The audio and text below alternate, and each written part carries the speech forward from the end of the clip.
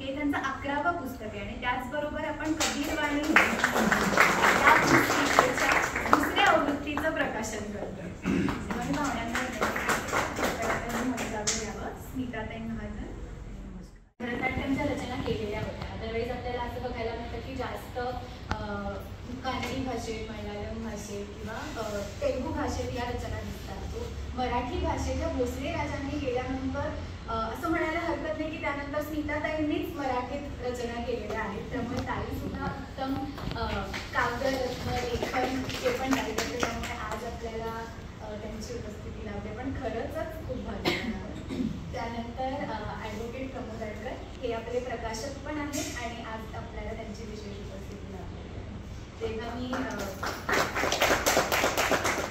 अडकरांना विनंती करते की त्यांनी स्मिताताईंचा सत्कार करावा.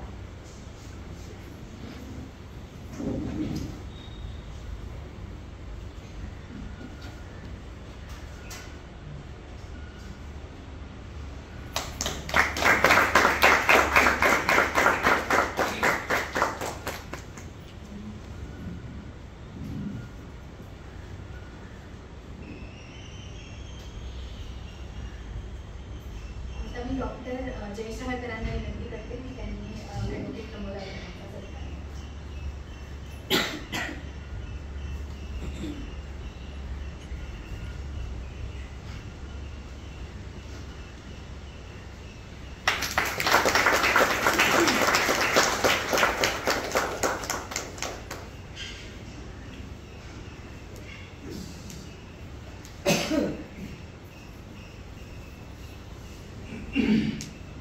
कार्यक्रमाची प्रस्ताविका करण्यासाठी मी अभ्यासकांना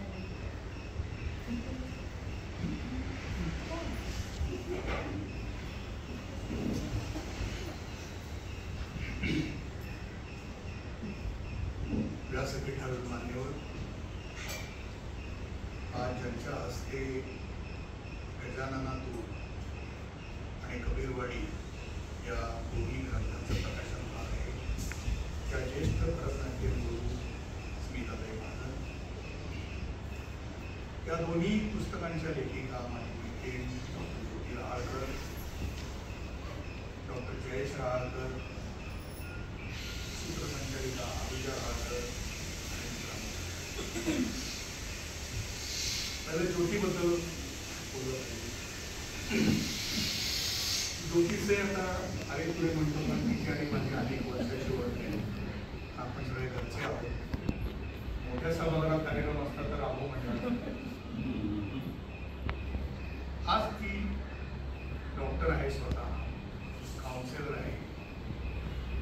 उत्तम कवयित्री आहे. 2 ते 2.5 हजार तिच्या कविता लिहून झालेल्या आहेत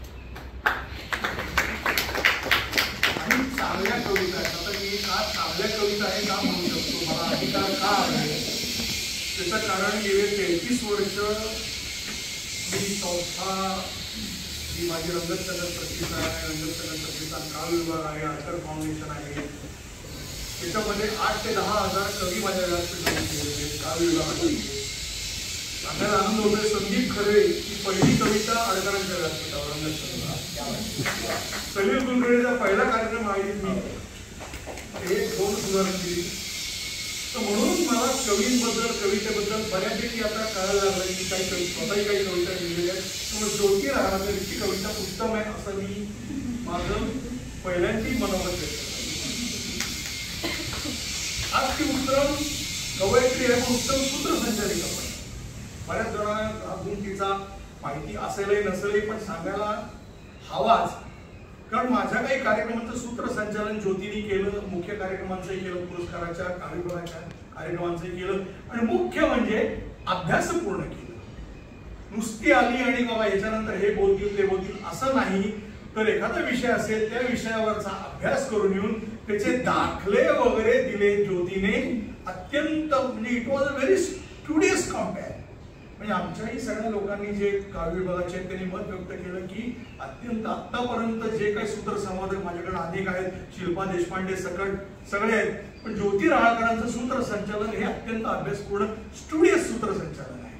त्यामुळे ती उत्तम सूत्रसंवादिका आहे, उत्तम कवयित्री आहे, डॉक्टर आहे, काउन्सिलर आहे, अशा विविध गुणांनी नटलेली अशी ज्योती. आणि आज तिच्या 2 ग्रंथांचं आपण प्रकाशन करतोय ही अत्यंत समाधानाची आणि आनंददायी बाब आहे. आणि मला या चांगल्या मुहूर्तावर या कार्यक्रमात सहभागी होता आलं याचा विशेष आनंद. ज्योतीने बघा सांगावं असं वाटतंय म्हणून 11 पुस्तकं तिची प्रकाशित झालेली. काय होतं, लेखक एखाद दुसरं पुस्तक लिहिलं की थांबतो की आता कशाला करायचं. म्हणजे अनेक लेखक आहेत की जे करू शकतात, पण काय होतं लिथार्जी भरपूर आहे की का कशाला करायचं राहू देत ना, असं नाही करू. तुम्हाला जर वेगळेपणा जर स्वतःचा निर्माण करायचा असेल, स्वतःला आनंदित करायचं असेल आणि स्वतःलाही आनंद होतो, लक्षात घ्या, नुसता वेगळेपणा नाही स्वतःलाही आनंद होतो, तर तुम्ही कायम काही ना काहीतरी केलं पाहिजे. You should not waste single minute single day. काहीतरी करत राहिलं पाहिजे. मग ते लिहा, तुम्ही व्याख्यान द्या, काही करा. तसं ज्योती लिहित गेली आणि हे लिहिणं जे ते लिहिलंय ते इतकं सोपं नाही. महाकवी कालिदासांचं मेघदूत त्याचं भाषांतर करणं या 2 गप्पा नाही, ते ज्योतीने केलेलं आहे. त्याच्यानंतर संतश्रेष्ठ ज्ञानेश्वर माऊली यांची भावार्थ दीपिका याचं भाषांतर केलेलं आहे. त्याच्यानंतर ऋतुसंवारचं भाषांतर केलेलं आहे. त्याच्यानंतर बघा कबीरांच्या डोळ्यांचं भाषांतर केलेलं आहे. अशा रवींद्रनाथ टागोर गीतांजली याचं मराठी भाषांतर ज्योती राहकर. म्हणजे आज जे मी आपल्या समोर जे सांगतोय ही गोष्ट हे भाषांतर करणं या तुमच्या गप्पा. याकरता तुम्ही स्वतः तुमची बैठक लागते, ही वाङ्मयाची बैठक लागते, ही वैचारिक बैठक लागते, ही अभ्यासाची बैठक लागते. आणि ती ज्योतीनी अत्यंत कष्टपूर्वक, प्रत्येक गोष्टीला कष्ट लागतं. एखादं पान वाचून ते डायजेस्ट करायला, नुसतं पान वाचणं गोष्ट वेगळी आणि त्याचा अर्थ पूर्णपणे डायजेस्ट करणं ही गोष्ट वेगळी. त्यामुळे ते वाचून डायजेस्ट करून आज ज्योतीने आज हा सर्व ग्रंथ निर्मिती केलेली, 11 ग्रंथाची निर्मिती केलेली आहे. हे अनन्यसाधारण अत्यंत मोठी बाब आहे. आणि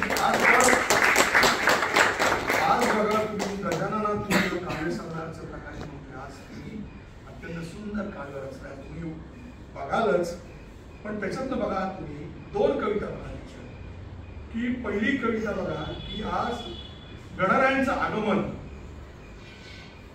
स्वच्छ केला देवारा अन मांडला तो पाट, मागे सुंदर तवग केली हो आरास, तयारी ती सर्व सारी केली दुर्वा शमी पत्र, कमळणी केवड्यांचा काय तो सौरभ, आता माझा गजानन स्वरूपाची खाण धीमे धीमे आला पहा कसा तो झोका, ओंकाराच्या 3 मात्रा तिथे एक रूप, असे वाटे उसळती चैतन्याचे डोळे.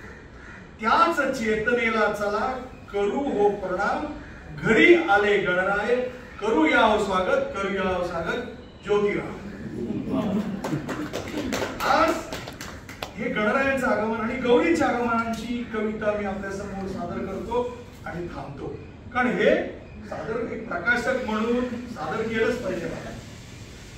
की बघा तुम्ही त्याच्यामध्ये तिने सर्व गाभ्यांना स्पर्श केलेला आहे.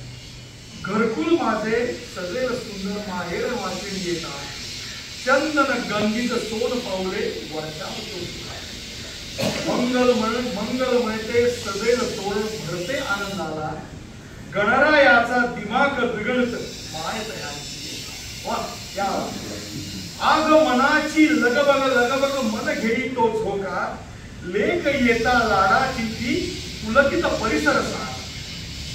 किती कळे ना कुणास सांगू आनंद मनी वाळीना, वर्षा काठी एकच दिन हा श्री गौरी गेल्याचा. चला करूया लेकीच्या या आगमनाचा सोहळा, गुल आईच्या अंतरातले कळू दे मग सर्वांना, कळू दे मग सर्वांना, कळू दे. आता हळूहळू ज्योतिरावांच्या 2 ग्रंथांचं प्रकाशनात सर्वांच्या साक्षीने होते. ज्योती, आनंद वाटतोय. सर्वजण आपले जमलेले आहेत त्या स्वागताला, आणि असंच लिहित राहा आणि रंगत संगीत तू हक्काची आहे संचालन करा, लिहित राहा, कविता म्हणत राहा. त्यामुळे मला या कार्यक्रमाला बोलवलं अत्यंत आनंद व्यक्त करतो. ताई, तुमचे स्वागत करतो, आभार व्यक्त करतो आणि थांबतो. परत एकदा सर्वांना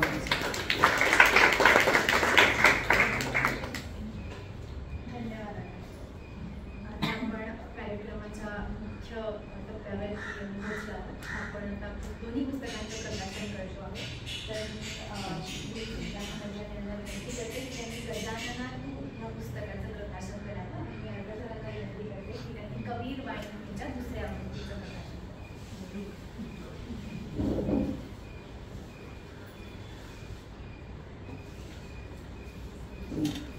खूप खूप शुभेच्छा, खूप खूप अभिनंदन.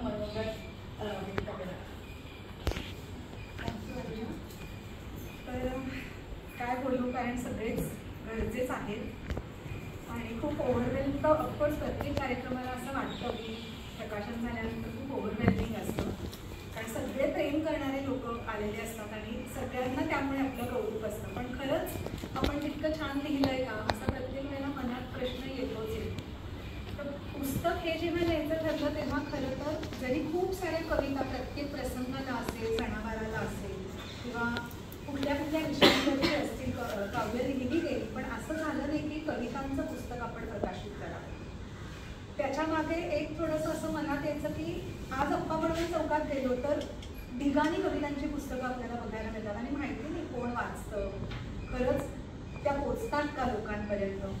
त्याच्यामुळे सांगावंसं वाटतं म्हणून 10 साली आम्ही जे प्रकाशित केलं त्याच्यानंतर मग हे सगळे अनुवादच जास्ती करून केले गेले. पण ते करता करताही सायमल्टेनियसली बऱ्याच कविता लिहिल्या जात होत्या आणि भरपूर ह्या व्हॉट्सॲपवरती पण ऑलरेडी शेअर झालेल्या आहेत. आणि मग एकदा असं वाटलं की एक विषय घेऊन आपण कविता संग्रह करू, म्हणजे मिश्र करायच्या ऐवजी जर आता गणपतीच्या 60 कविता माझ्या जर लिहून झाल्या तर त्यातल्या निवडक 40 आम्ही घेतल्या आणि फक्त गणपती ह्या विषयावरती आपण कवितांचं पुस्तक प्रकाशित करूया. आणकर आलेच मदतीला आणि दरवेळी त्यांच्या सहकार्याशिवाय तर मी काही पुढे जाऊच शकत नाही. नंतर सानिकांनी इतका तो सुंदर गणपती क्लिनिकला 25 वर्ष झाली म्हणून आम्हाला गिफ्ट केला होता आणि दरवेळी क्लिनिकमध्ये गेलं की तो दिसायचा आणि मी विचार करायची की कव्हर पेजसाठी पुस्तक छापूयात आपण, असं त्या वेळेला मला होऊन गेलं. इतकं ते सुंदर तिने चित्र काढलं होतं. आणि चित्र आपण सगळेजण भरपूर काढत असतो आणि खूप छान कलाकृती बनवत असतो, पण ती स्वतः केलेली कलाकृती दुसऱ्याला देणं ह्याच्यासाठी खूप मोठं मन लागतं. तर तिने ते स्वतः काढलेलं चित्र क्लिनिकमध्ये आपल्या आहे आणि त्याच्यावरनं पण प्रेरणा मिळाली. मग आईला बोलवून घेतलं, आई कविता निवडायची आहे. मग आई आणि मी कविता निवडायला बसलो. मग कवितेला पुस्तकाला नाव काय द्यायचं, कारण आता काहीतरी नाव पण ठेवलं पाहिजे. तर एक खूप पूर्वी केलेली कविता होती, त्याला आता एक 10-12 वर्ष झाली असतील, की गजाननातून विघ्न येणारे गणाधीशतून संकटनाशक, अशा त्याच्या ओळी आहेत.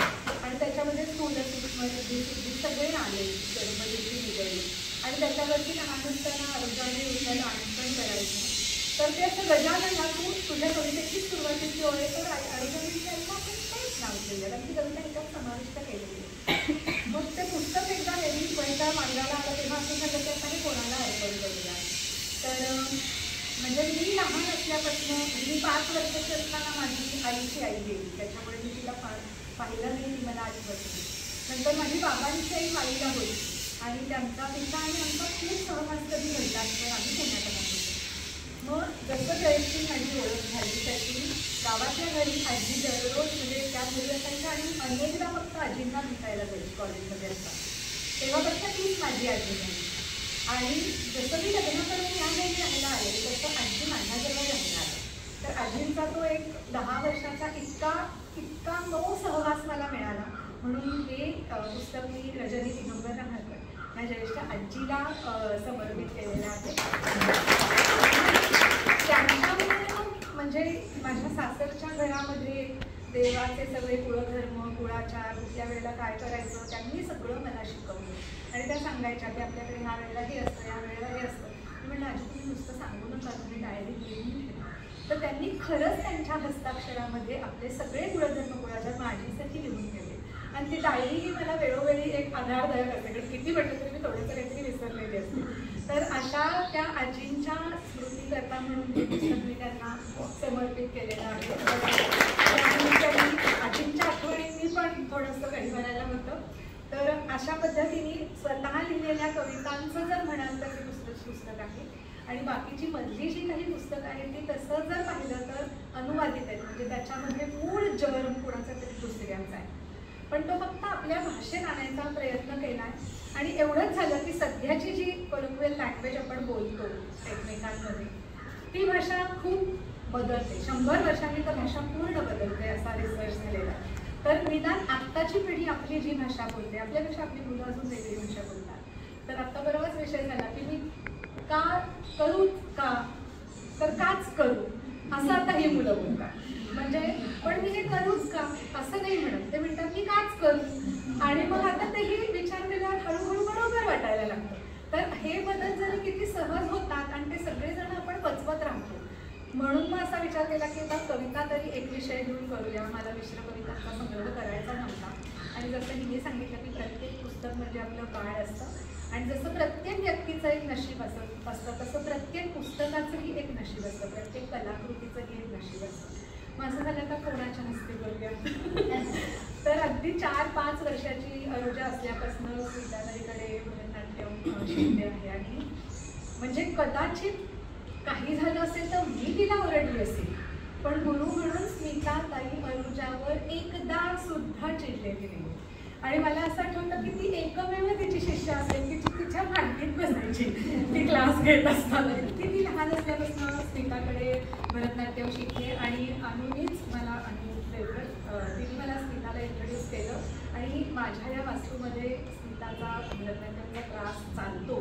म्हणजे किती म्हटलं आपण तरी प्रत्येक वास्तूला एक प्युरिटी कशामुळे येते तर तिथे काय घडतं त्याच्यावरनं येते.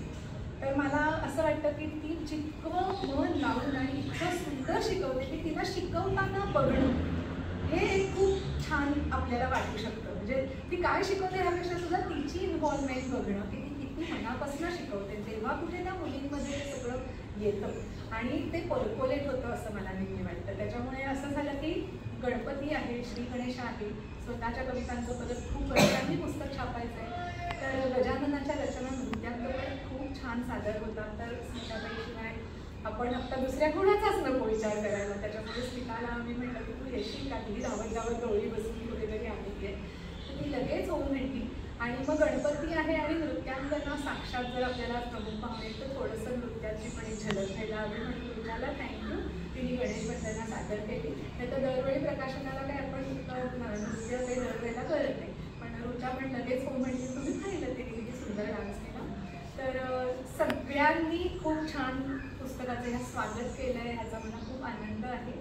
आणि पुढे मी अरुणाला सांगणारच आहे की अगदी सवलतीच्या दरात आपण आज उपलब्ध केलेलं आहे. कुठलंच यातलं पुस्तक मार्केटमध्ये कुठेच नाही आहे.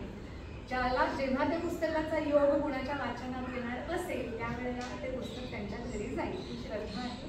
आणि आत्ता सिडनीला झालेल्या मराठी संमेलनामध्ये त्याला ह्या सगळ्या पुस्तकांना खूप सुंदर रिस्पॉन्स मिळाला. म्हणजे मी साधारण 150 पुस्तकं नेली, त्यातली 135 पुस्तकं तिथे संपली. आणि त्या लोकांना असं माझ्याकडे मिळतात, मला कॉन्टॅक्ट आहे ना, मी माझ्या तिच्याबरोबर पाठवी तर तुम्हाला हवी तेव्हा तिथनं घेऊन जा. तर असा तो शेवटी योग असतो सगळा. आणि आज गौरी येण्याच्या दिवशी आपल्याला हे प्रकाशन करता आलं. खूप साऱ्या अडचणींमधनं टक्के टोटके का आरुजा असणार का नसणार, वेळेत पोचणार का नाही, पण मला असं वाटतं की सगळं छान जुळून आलं. आणि द गॉड इज ग्रेट आणि गजाननाचीच ही कृपा आहे म्हणून सगळं इतकं निर्विघ्न पार पडलं. तर सर्वांचे मनपूर्वक धन्यवाद. आणि स्पेशली माय बेटर हाफ, मला काहीही जरी करायचं असलं तरी तो कशाला नाही म्हणत. ही सगळ्यात महत्त्वाची गोष्ट आहे की तिथे जर काही खोडा लागला ना तर आपण पुढे जाऊ नाही शकत. आणि इथे अजून एक आपल्याकडे सुंदर उदाहरण म्हणजे विश्वास की स्मिता इतकी वर्ष नृत्याला देऊ शकली आणि दर वेळेला विश्वास खंबीरपणे तिच्या मागे उभा असतो. तर अशाच तुमच्याकडनं आम्ही हे सगळं शिकत असतो. आणि इव्हन कल्पना आडकर प्रमोद आडकरांबरोबर नेहमी पाठीशी उभं राहणार आणि सपोर्ट करणार. तर शेवटी ही रत्नाची दोन चाकं आहे आणि शेवटी सृष्टी निर्माण झाली ती पण प्रकृती आणि पुरुष अशा एकत्रित संयोगाने निर्माण झाली. त्याच्यामुळे हे शिवशक्ती समावेशन आपण टाळूच शकत नाही. तर धन्यवाद.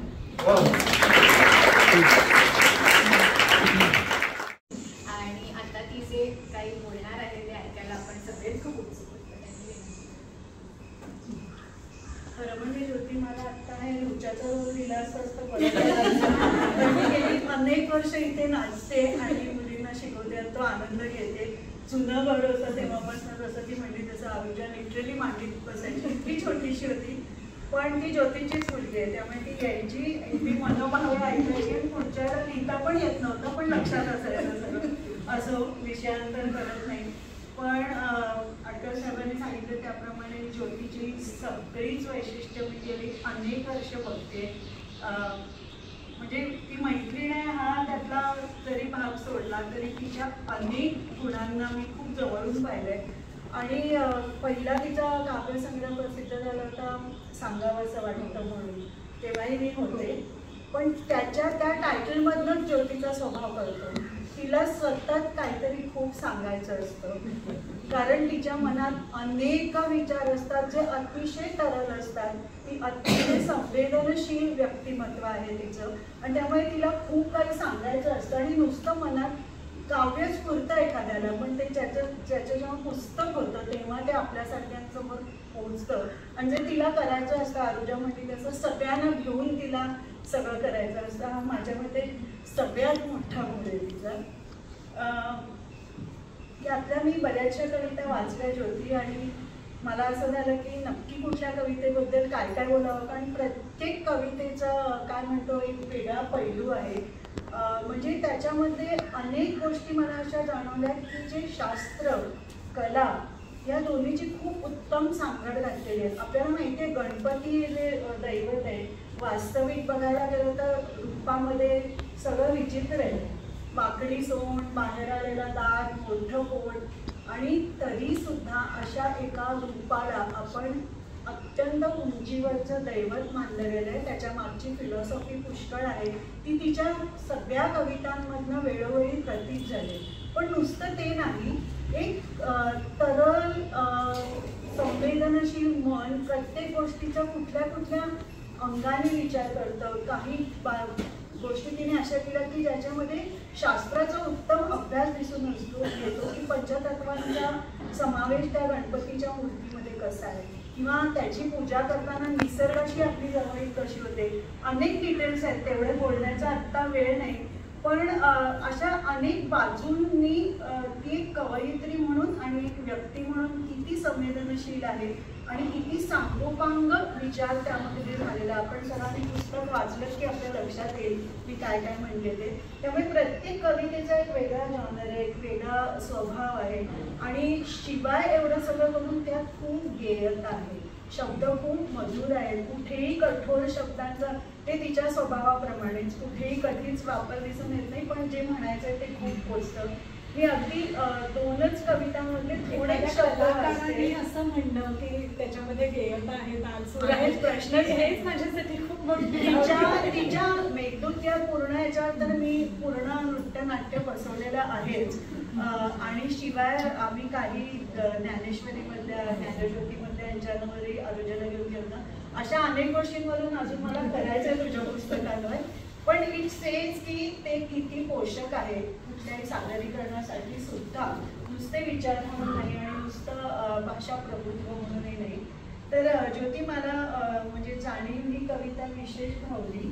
त्यातलं सगळी कविता मी वाचत नाही कारण आपल्या उत्सुकता मला ठेवायची आहे, पण मला अगदी जे जास्ती जाणवलं ते तिने सुरुवातीला असं म्हटलंय की बाप्पा येतोस आणि जातोस, असं वाटतं की 10 दिवसांची सोबत पुरते का, पण खरं सांगू मनोभावे जर ऊर्जा साठवली ना तर ती सोबत पुरून होते. मग शेवटी त्याच्या असं येतं, कुळाचार हे सारे प्रतिकात्मक तर आहेत, त्यांच्यावर अवलंबून राहण्यापेक्षा त्यांचं अवलंबन जास्त महत्वाचं नाही का.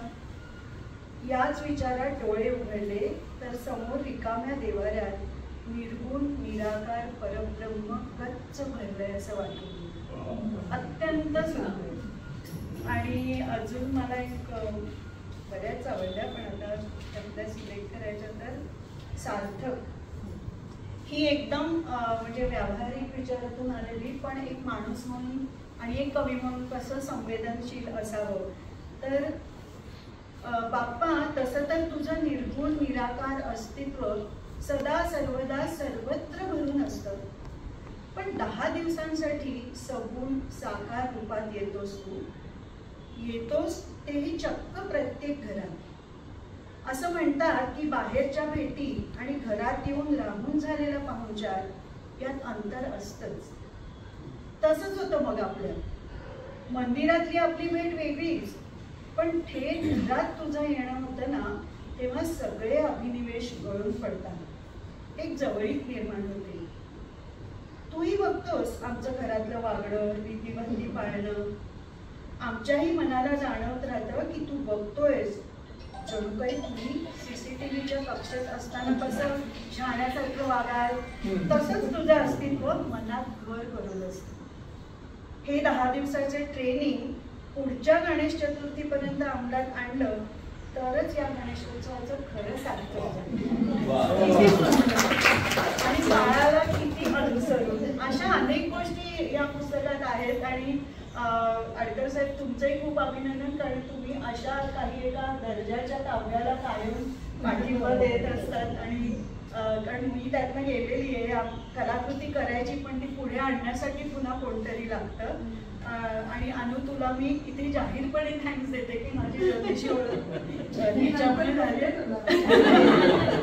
नाही असं नाही, आता मला पण थोडंसं भावना विवश व्हायला झालं, कारण मी अनेक वर्ष या वास्तूमध्ये येते आणि ज्योतीचे माझे मैत्री खूपच गाढ झाले, पण त्याच्यासाठी मी आज आलेले नाहीये, तिच्या काव्य संग्रहासाठी मी इथे आलेली आहे.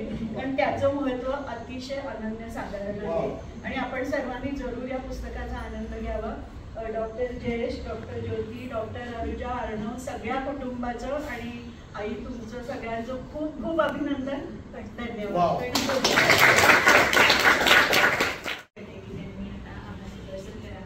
आणि कार्यक्रम संपल्यानंतर प्रसाद घेतल्याशिवाय कोणी जाऊ नका.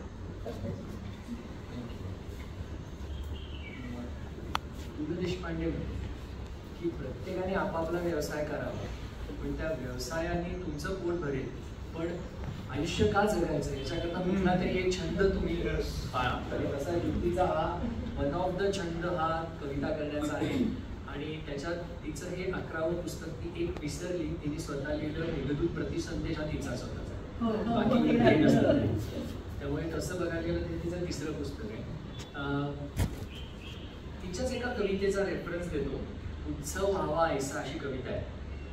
उत्सव तो तर जणू असावा उत्साहाचा झरा, संस्कृती आणि संस्कारांचा त्यात जमावा मेळा, भक्तिभावन तादात्म्याचा अनुभव नित्यच यावा, पारंपरिक रूढीरीतींना बाज नवा चढावा. तर हा आमच्या घरच्या गणेशोत्सवाचा नवा बाज आहे असं आम्ही